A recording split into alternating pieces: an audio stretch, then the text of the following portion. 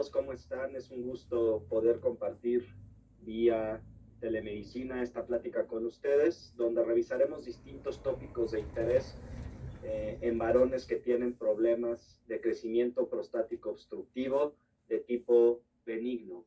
Estos son los conflictos de interés que tengo para dar la charla y quisiera traer su atención con un caso clínico, un día a día de lo que seguramente revisan en sus consultorios. Él es un hombre de 65 años de edad, él es obeso, es hipertenso desde hace 10 años, refiere una disminución en la fuerza y el calibre del chorro de la orina, está orinando con mayor frecuencia y se para por las noches.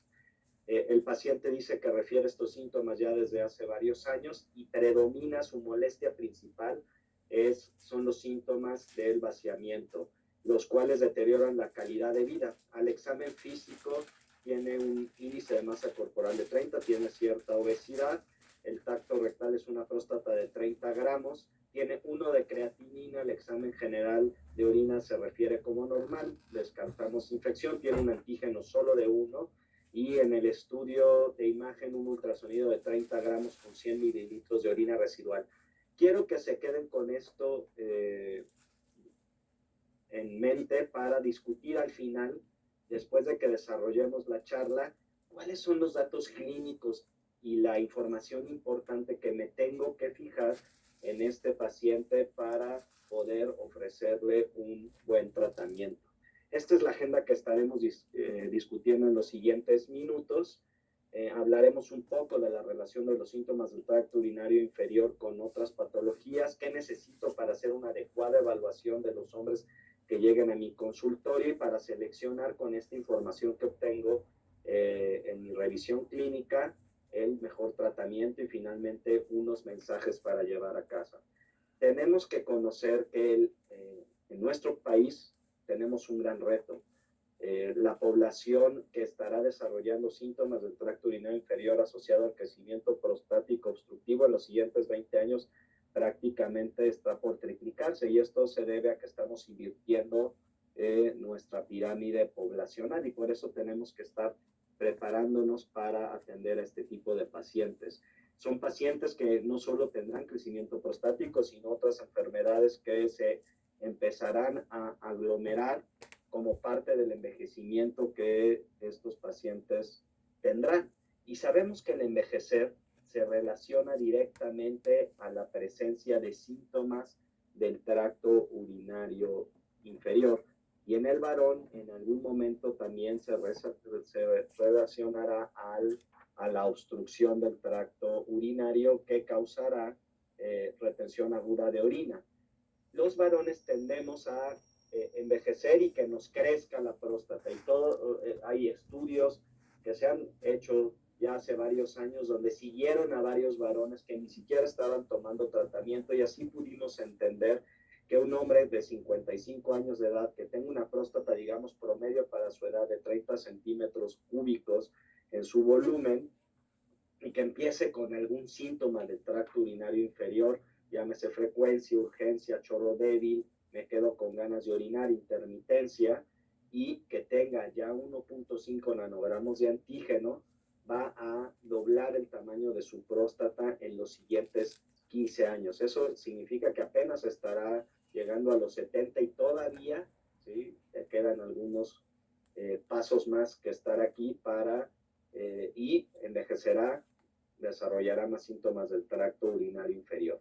Yo los invito a pensar diferente, porque si se fijan, he utilizado durante el desarrollo de la charla el concepto de síntomas del tracto urinario inferior, nunca he dicho prostatismo, hiperplasia prostática benigna, y esto yo los invito a que lo pensemos diferente. ¿Por qué hablar de síntomas del tracto urinario inferior? Claramente sabemos que en el varón la próstata crece y esto va a causar una obstrucción dinámica, lo que significará que la vejiga tiene que hacer mayor esfuerzo para permitir una adecuada salida del chorro de la orina. Esto se conocerá como los síntomas del vaciamiento. Son síntomas del tracto urinario inferior: chorro débil, pujo, intermitencia y me quedo con ganas de orinar, tenesmo. Pero la vejiga participa de modo muy activo, al principio contrayéndose con mayor fuerza, pero la vejiga va a envejecer y distintos factores promueven que cada uno de los seres humanos tengamos un envejecimiento distinto, nuestra genética, nuestro desarrollo de la vida, factores que alteren la condición vascular y la aceleren hacia el envejecimiento, tendrán a tener más síntomas del tracto urinario inferior. Y la misma obstrucción que le causa la próstata al varón hará que la vejiga envejezca de modo más rápido. Al principio será muy hiperactiva, pero finalmente va cambiando su estructura tendiendo a tener colágeno que se estira menos, entonces nos darán los famosos síntomas del almacenamiento, principalmente la frecuencia, la urgencia y la nocturia.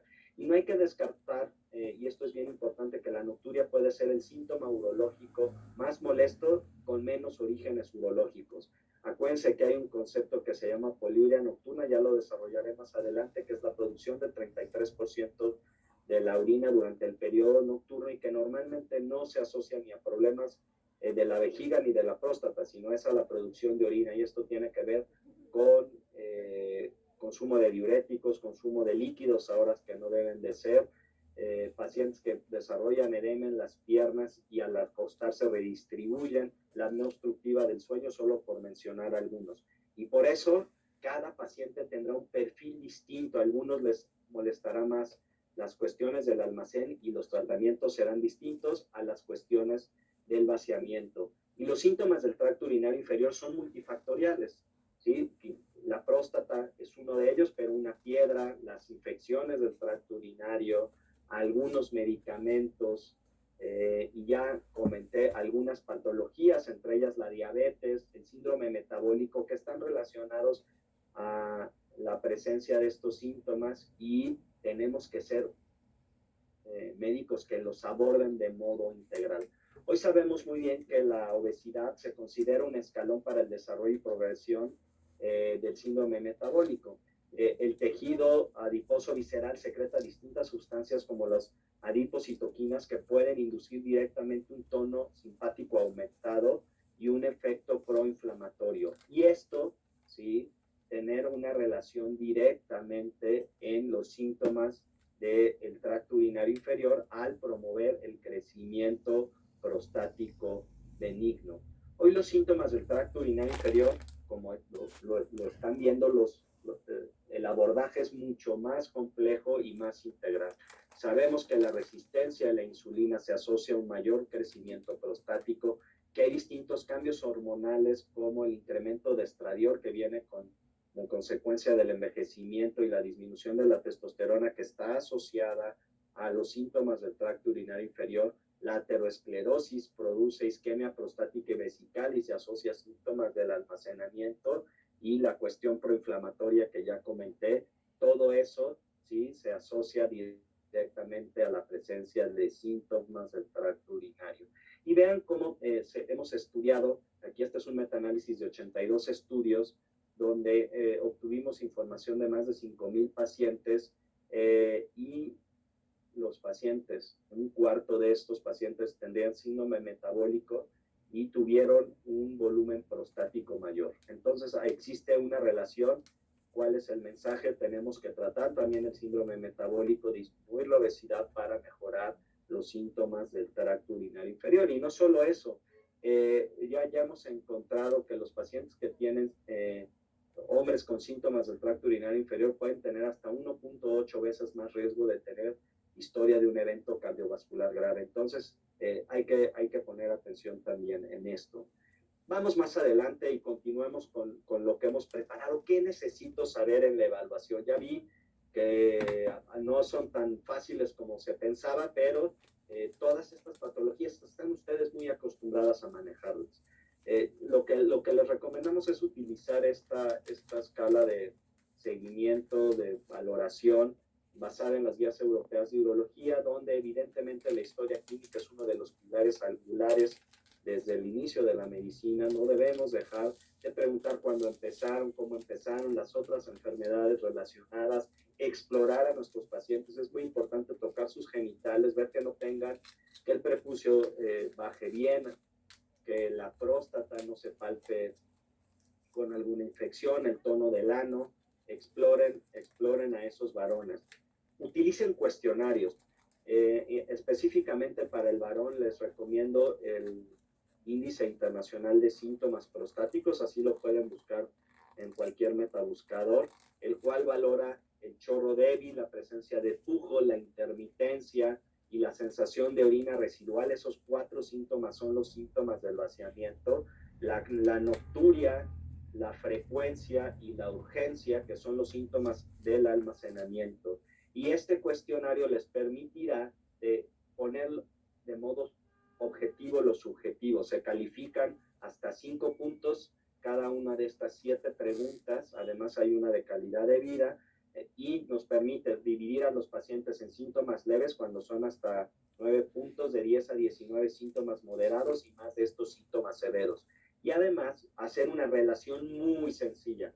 4 síntomas de vaciamiento, 3 síntomas del almacenamiento. Cuando el numerador es más alto que el denominador, claramente el problema del paciente es el vaciamiento. Entonces habrá que enfocar nuestro tratamiento en dar medicamentos, ya lo discutimos en unos momentos, para facilitar el vaciamiento. Cuando predominan los síntomas del almacenamiento, es decir, el denominador es mucho más grande, tenemos que dar tratamientos encaminados hacia la vejiga. La principal causa de síntomas del tracto urinario inferior, tanto en hombres como en mujeres, es la infección. Debemos descartarla. Y en el caso del varón, utilizar el antígeno prostático específico con el fin de descartar malignidad asociado al cáncer de la próstata, pero también va a ser un factor de progresión para saber qué pacientes van a crecerles las próstatas de modo más rápido que otros. Y hay que valorar la función renal porque lamentablemente todavía seguimos viendo varones que tienen insuficiencia renal postrenal por estar crónicamente obstruidos. Otra herramienta muy importante es el diario de la micción. El diario de la micción yo se los recomiendo especialmente cuando los pacientes tienen síntomas predominantemente del almacenamiento, frecuencia, urgencia y nocturia. Cuando la nocturia es muy importante, no hay otra herramienta para saber si este 33% que comenté al inicio de la charla se produce más en la noche. Y es muy sencillo. Hora, volumen orinado, sumo todas las orinadas de 24 horas, desde las 7 de la mañana hasta las 7 de la mañana del día siguiente, y anoto por separado el volumen nocturno. Y yo divido el volumen nocturno entre el volumen total, y si es más de 33, algo está pasando, tiene poliuria nocturna, que es un saco aparte, y hay que ver cuál es el motivo de la misma. El ultrasonido nos sirve para ver qué pacientes tienen crecimiento prostático y para calcular el volumen de la próstata. Ahora identificamos que hombres que tienen más de 40 centímetros cúbicos de crecimiento en la próstata desarrollarán retención aguda de orina y la necesidad de cirugía con mayor frecuencia. Y hay un tratamiento específico para esas próstatas grandes que revisaremos más adelante. Y el ultrasonido es la herramienta. Aquí pongo el ultrasonido transrectal, es una cosa bastante común que vemos en médicos generales e internistas. Este estudio debe ser reservado exclusivamente para pacientes que tengan sospecha de cáncer de la próstata. El ultrasonido suprapúbico es, digamos, el tratamiento, el estudio estándar. Y finalmente, ¿para qué nos va a servir esta información? Básicamente, ¿sí?, para poder distinguir entre 3 espectros de pacientes. Este es el estudio EPI, que es el estudio más grande hecho en la historia de la urología, donde se valoraron a más de casi 15,000 varones con síntomas del tracto urinario inferior, y vean cómo 10% de los pacientes solo tienen síntomas del almacenamiento, cerca de 25% de ellos tienen exclusivamente síntomas del vaciamiento y la mayoría de ellos, cerca del 35%, síntomas mixtos. Y esto es bien importante para la elección de los tratamientos. Finalmente, recapitulando, ¿qué necesitamos para tomar la mejor decisión acerca del tratamiento de los pacientes? Necesitamos qué síntomas están predominando, y para esto es el cuestionario de síntomas IPSS, el diario de la micción para saber que el paciente no tenga poliuria nocturna, el antígeno para saber que no tenga algún problema maligno que haya que tratar de modo distinto, y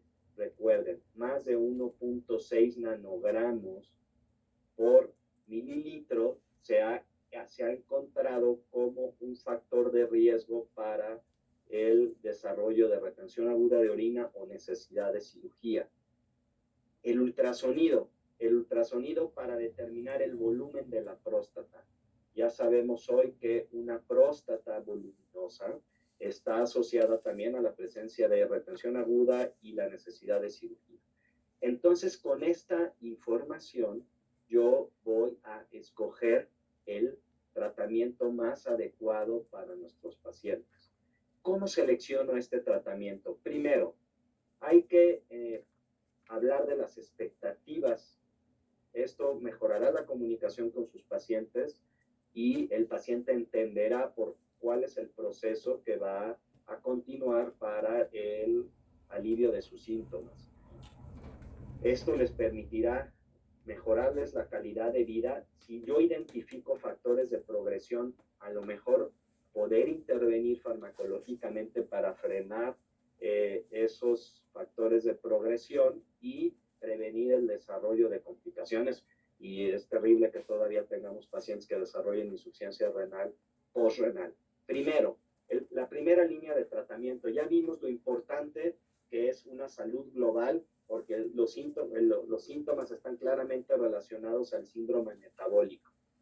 Entonces, hoy sabemos que los pacientes a los cuales les controlamos de modo eficiente el síndrome metabólico tendrán una mejor respuesta, incluso para el tratamiento farmacológico que escojan para los síntomas del tracto urinario inferior. Simplemente pedirles que bajen de peso, ¿sí?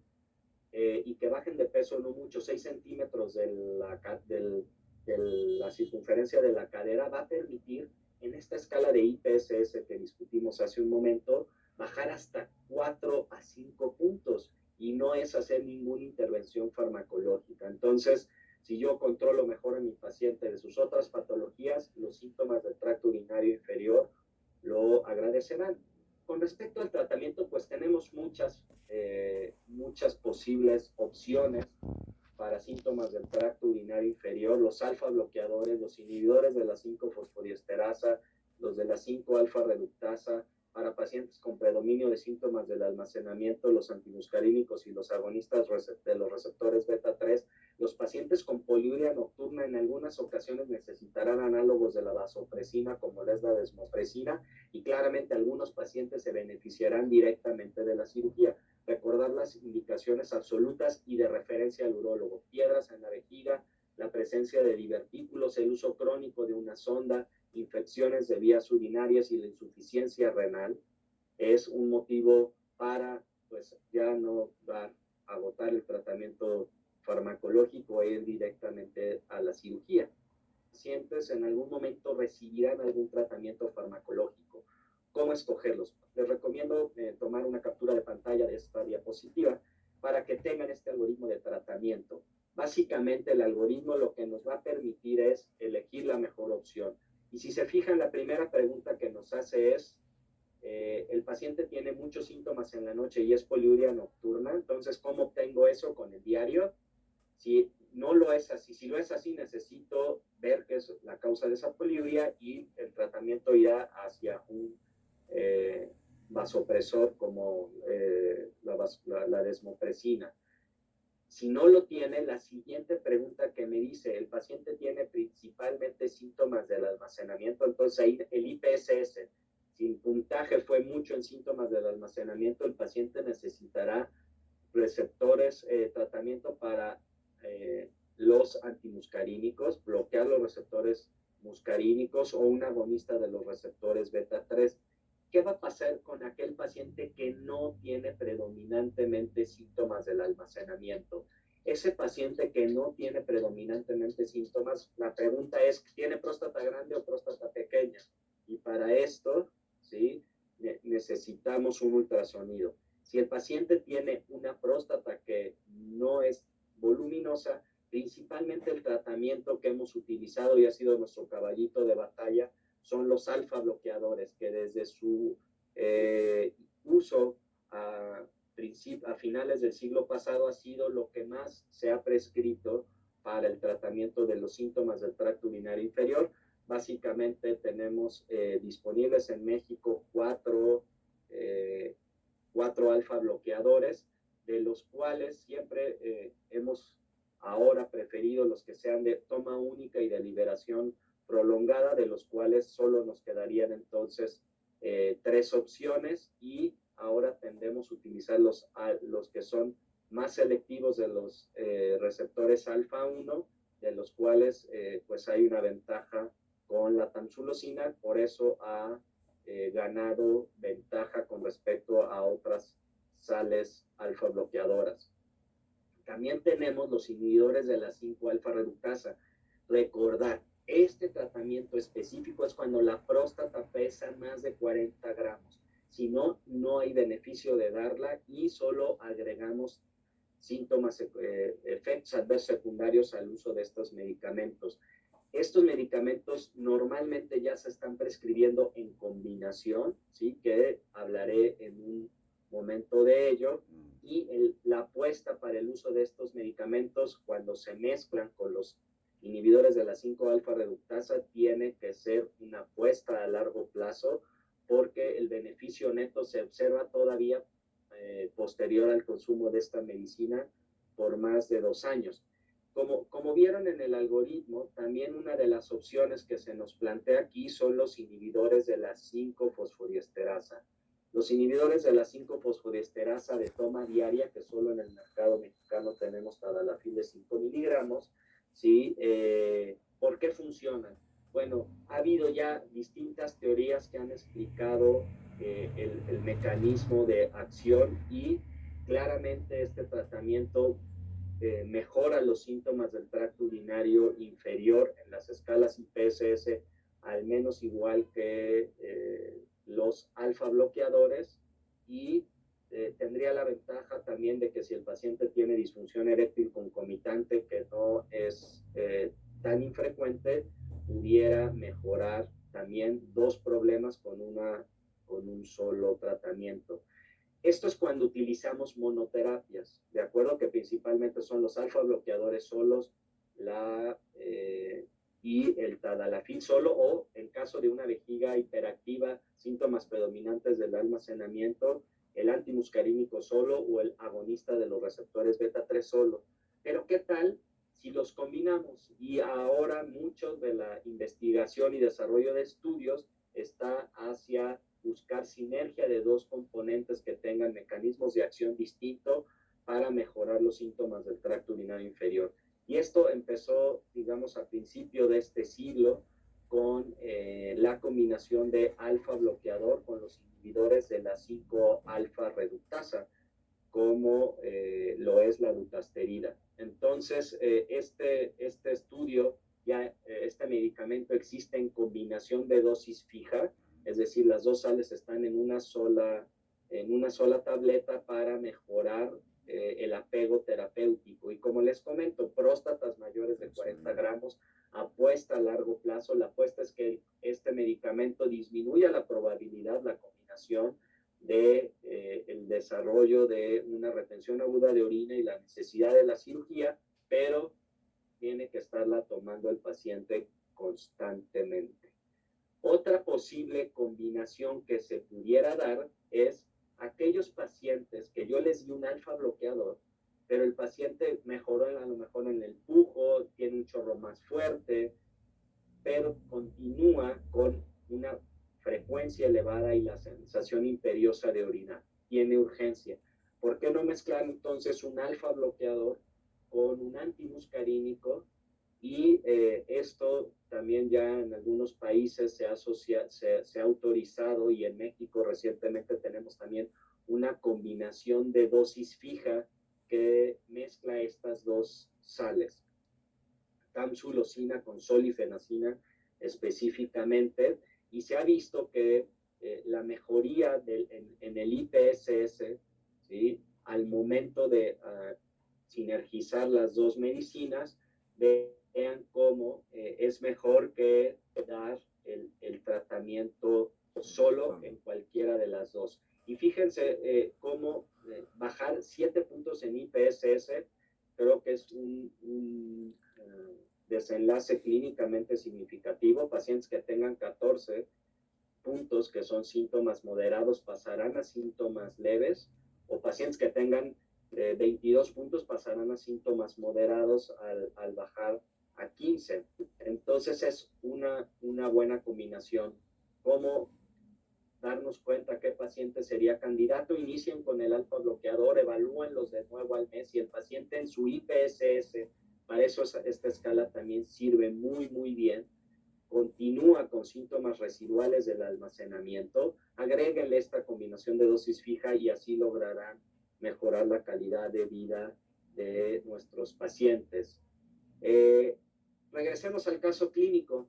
Basados en toda esta información que hemos compartido en los últimos minutos, este paciente, bueno, sabemos que es un paciente que está envejeciendo y que seguramente vivirá al menos unos 15 años más, tiene 65 años en este momento, entonces va a crecerle la próstata, ya tiene obesidad, índice de masa corporal de 30, ya vimos la importancia del control del síndrome metabólico, del manejo de la obesidad para los síntomas del tracto urinario inferior. Aparte es hipertenso, hay que ver a qué horas, si es que está tomando algún diurético, a qué horas lo está tomando, y el paciente tiene síntomas mixtos, refiere disminución del chorro, pero también tiene frecuencia y nocturia. En él habría que hacer un buen índice internacional de síntomas prostáticos, como lo hicimos. Los síntomas aparentemente son de predominio de vaciamiento y le están deteriorando la calidad de vida, por lo cual sí sería bueno ofrecer algún tipo de tratamiento farmacológico. El paciente, al menos por el tracto rectal, es una próstata que aparentemente no es voluminosa.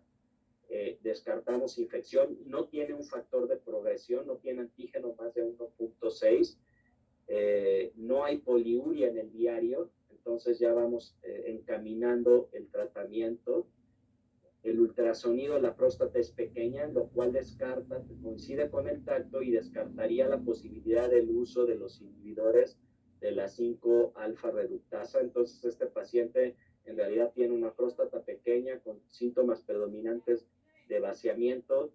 Iríamos hacia un tratamiento dirigido con algún alfa bloqueador, ¿sí? Tamsulosina de 0.4 miligramos de liberación prolongada sería aparentemente la mejor opción farmacológica. Sin más, mis mensajes para llevar a casa: tengan en cuenta la relación del síndrome metabólico y los síntomas del tracto urinario inferior. Los urólogos no solo somos los especialistas de la próstata, hay que ver el tratamiento integral de este tipo de pacientes. La vida sana impacta claramente y hay que tener una buena comunicación entre pares como la que estamos teniendo en este momento, para que resolvamos dudas, para que manejemos de modo conjunto a los pacientes y finalmente hay que identificar las necesidades particulares de cada uno de nuestros pacientes y sus síntomas. Pacientes con síntomas de vaciamiento sin factores de progresión, es decir, próstatas pequeñas, menos de 40, antígenos menos de 1.6, los alfa bloqueadores pudieran ser la mejor opción. Los que sí tengan factores de progresión, añadirles los inhibidores de la 5-alfa reductasa. Aquellos pacientes con síntomas mixtos, hay la combinación de dosis fija de alfa bloqueador con antimuscarínico, es una buena opción. Y sin más, vamos a pasar a una sesión de preguntas y respuestas. Les agradezco su atención y... Hola, ¿qué tal? Pues ya estamos aquí en la sección de preguntas y respuestas. Ya está con nosotros aquí el doctor Jorge Moreno Palacios. Doctor, ¿qué tal? ¿Cómo está usted? Bien, doctor Aguilar, muchas gracias por la invitación y aquí listos para responder las preguntas de los participantes. Perfecto, doctor. Muy bien. Doctor, ¿qué nos puede mencionar acerca de las causas de la nocturia? Muy buena pregunta. Lo dije de modo muy breve en la charla, pero recuerden, yo a este le digo que es uno de los síntomas urológicos, menos urológicos. ¿Y a qué me refiero? Las paradas nocturnas son claramente una cosa que deteriora mucho la calidad de vida, pero en ocasiones no se debe a que la vejiga tenga poca capacidad y nos comanda ir a orinar de modo más frecuente, sino se debe a la producción de orina durante los periodos nocturnos. Causas muy comunes y que por eso el diario miccional es importante, porque el paciente nos puede apuntar qué consumo de líquido está teniendo. He visto pacientes que se toman los diuréticos en la tarde y en la noche y entonces pues están yendo a orinar más frecuentemente en la noche. Mucho consumo de agua hacia después de las 6 de la tarde también es una de las causas comunes. Diabetes mellitus 2 descompensadas van a tener poliuria todo el día, y entre ellas las nocturnas que serán más molestas. La apnea del sueño, la apnea obstructiva del sueño también está claramente relacionada a una alteración en la producción de orina por la producción de péptido natriurético. Entonces hay que ver que el paciente o la paciente no presente este tipo de problemas. Otra cosa pudiera ser pacientes con insuficiencia cardíaca que están todo el día sentados o parados, van acumulando líquido en las piernas y a la hora de que se acuestan a dormir, pues hay una redistribución del mismo y eso comanda la producción de orina. Entonces, si se fijan, varios de ellos, ¿sí?, son tratamientos no urológicos, son tratamientos que cualquier médico pudiera establecer. Por eso, uno de los mensajes de la charla era comunicación entre pares, hablarle al nefrólogo, hablarle al internista, al médico general, para dar también esas recomendaciones que podemos identificar y que son muchas veces muy fáciles de arreglar y no implican dar otra medicina. Hay en ocasiones que, a pesar de que arreglamos todos estos factores, sí hay una producción alterada de orina durante la noche, y esto se debe a problemas en la hormona antidiurética. Entonces tendremos que dar vasopresina, ¿sí?, que normalmente vienen en tabletas sublinguales, pero hay mucha atención, sobre todo en los pacientes de más de 60 años, si van a escoger este tipo de tratamientos. Hay que verificar el sodio, porque este medicamento depleta el sodio y podemos llevar al paciente, sobre todo los pacientes más añosos, son más susceptibles a hiponatremia. Así es, doctor. Sí, y justo usted mencionaba la importancia que que tiene el diario miccional. ¿Nos puede decir cómo realizar ese diario miccional? Correcto. Bueno, básicamente ustedes pueden encontrar varios formatos en las plataformas metabuscadoras, pero al final es muy sencillo. Yo normalmente le pido a los pacientes 2 columnas, una para los ingresos y otra para los egresos, y el horario. Y entonces me tienen que anotar esto. Acuérdense que idealmente tiene que ser 3 días no consecutivos, ¿sí? Porque si no es cansado para el paciente. Pedir que compren un vasito graduado que se puede conseguir en cualquier supermercado y que estén orinando ahí. Esto se hace de la misma hora que escoge el paciente hasta la misma hora del día siguiente. Normalmente yo les indico que lo hagan en la mañana, que a la primera orinada de la mañana, y que acaben con la primera de la mañana siguiente. Perfecto. Y están depositando ahí 300. Me paré a las 7 de la mañana y oriné 300. Luego a las 10 y oriné 200, y así sucesivamente. Y lo mismo para los ingresos. ¿A qué me refiero? Tomé a las 7 200 mililitros de café. A las 12 del día 400 mililitros de jugo. Sí les especifico idealmente también el tipo de líquido, porque sí hay líquidos que son irritantes. Así hemos descubierto, no sé, pacientes que consumen 6, 7, 8 tazas de café al día, y entonces eso los va a estar comandando orinar y orinar, porque el café es muy irritante. Y otra herramienta que pudieran aunarle, eso sería así como lo básico. Otra cosa que que pudieran poner en ese diario de la micción es, si al paciente se le escapa, en el caso de la incontinencia, la orina, ¿no? Y a qué hora se le escapó y qué hizo que se le escapara. Tosí, reí, cargué y se me escapó. O me dio mucha urgencia, sí, y se me escapó. Y este diario, aparte de hacer diagnósticos, porque la poliuria nocturna solo se puede hacer el diagnóstico con el diario, va también a volver un poco lo subjetivo, objetivo. Me ha tocado pacientes que me dicen, no, doctor, yo orino a todo dar, ¿no? Y uno ve su diario y dice, pues ya se acostumbró, porque en realidad no está orinando, está orinando con más frecuencia o casi no está orinando, ¿no? Gente que orina veces al día y la vejiga se sobredistiende. Sí. Va a permitirles llevar un control. A ver, yo le doy este tratamiento, veámonos en 3 meses, vuélvalo a llenar y pues ya mejoró 20%, 30, 50, ¿sí? De lo que como originalmente lo conocí, y hablar de las expectativas. Mejora también mucho la comunicación. Entonces, básicamente esos serían los tips para el diario miccional. Para el diario miccional. Y sí, doctor, entonces, esta parte que dice usted es muy importante, es no todo el tiempo, no todos los días, porque efectivamente sí es cansado. Ahora que usted lo estaba platicando, uno lo va imaginando y dice, sí es muy complicado, ¿no?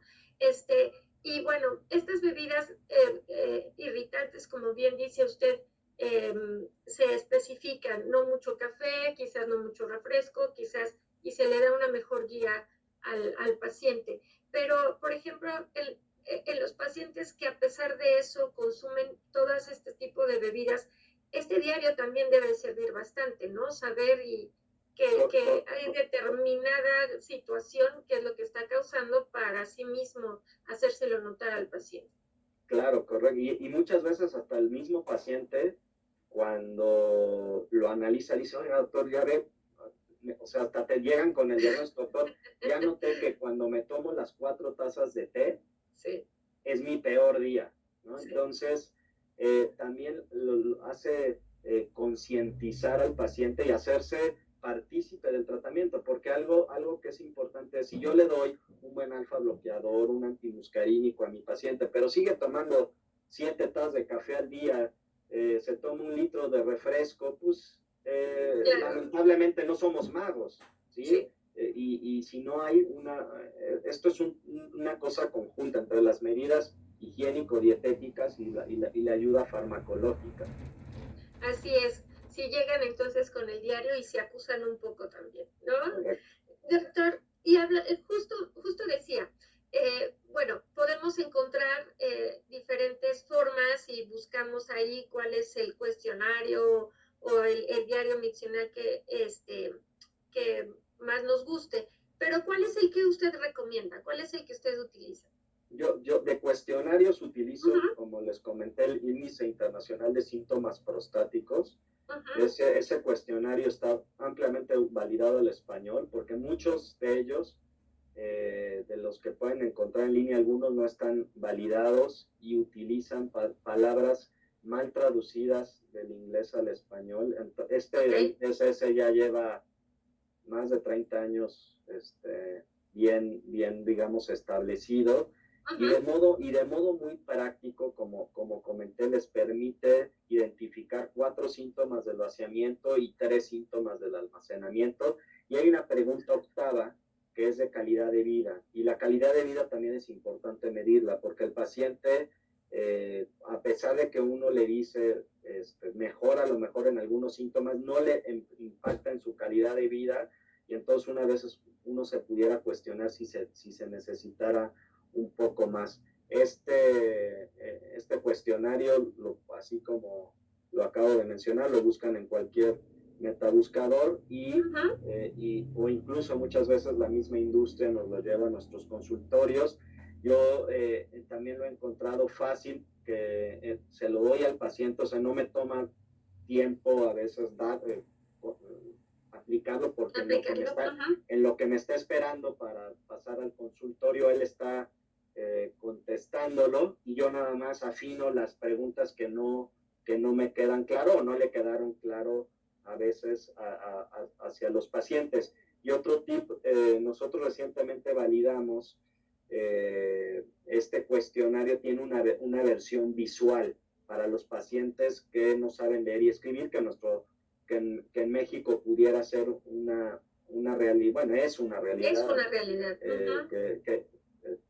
Y se llama Visual Prostatic Symptom Score, o BPSS en vez de IPSS, y también lo pueden ya encontrar en distintos metabuscadores, y les da las mismas preguntas, pero en dibujitos, y al paciente pues también se le hace sencillo contestar este tipo de cosas. Eso es. Así, bueno, pues esas son las cosas que de repente los médicos que estamos escuchando la plática y todo es lo que nos gusta saber cuando el especialista nos habla de estas experiencias personales que tienen con respecto a todos estos instrumentos que vamos utilizando en el día a día. Doctor, y con respecto a los efectos adversos, ¿qué tratamiento y qué manejo? ¿Qué es lo que le recomendamos a los pacientes? Bueno, primero, ¿cuáles son esos efectos adversos de los cuales tenemos que estar pendientes? Y luego hablamos un poco de lo que recomendamos a los pacientes. Bien, aquí va a depender del grupo farmacológico. En alfa bloqueadores, recordar que pueden tener cierto efecto periférico, causar un poco de mareo, que normalmente suele haber taquifilaxia y el paciente se acostumbra, y algún porcentaje no despreciable, sobre todo cuando se utilizan los más selectivos de la vía urinaria, que como la tamsulosina y la alfusosina pudieran causar eyaculación retrógrada, que para algunos pacientes es muy molesto no eyacular, para algunos no les importa en lo absoluto. Yo normalmente sí se los advierto a los pacientes para que no se espanten, de que no pasa nada. El semen no es que se deje de producir, sino que al relajarse la musculatura lisa del tracto urinario inferior, ahí el semen, en vez de expulsarse hacia adelante, se va hacia la vejiga. De los inhibidores de la 5-alfa reductasa, a largo plazo también disminuyen el volumen del eyaculado al disminuir el volumen de la próstata, y en algunos pacientes se ha reportado también disminución en la libido. Entonces hay que advertirles esto. De los inhibidores de la 5-fosfodiesterasa, normalmente en algunos pacientes puede haber cierto dolor en las piernas, cierto dolor muscular también en la espalda baja, que no es nada inusual. De los antimuscarínicos, creo que el más importante es la boca seca y el estreñimiento, que muchas veces hace que se abandone el tratamiento. ¿Qué hacer con los pacientes? Pues que aumenten la fibra, que tomen pequeños sorbitos si es que el tratamiento sí está funcionando. De los agonistas de los receptores beta 3, es medicamento amplio, muy tolerable, que los efectos secundarios son pocos, y nada más decirle a los que nos están escuchando que no, en pacientes que tienen hipertensión controlada, es un medicamento muy seguro, no va a haber problema de esto. Eso es, doctor. Justo trató ahí esta parte de los alfa bloqueadores. El seguimiento que sugiere para estos pacientes, ¿cuál es? En la institución, que es donde desarrollo mi mayor práctica clínica, pues aunque quisiera verlos más seguido, los vemos más o menos cada trimestre, y creo que es suficiente. En mi práctica privada los cito al mes, y si todo va bien los vuelvo a citar cada tercer mes, para poder ir haciendo algunos ajustes, y utilizo de modo de control el IPSS, o sea que vayan a acudir. Y en algunos casos que la vejiga hiperactiva es importante y tienen poliuria nocturna, el diario de la micción. Perfecto.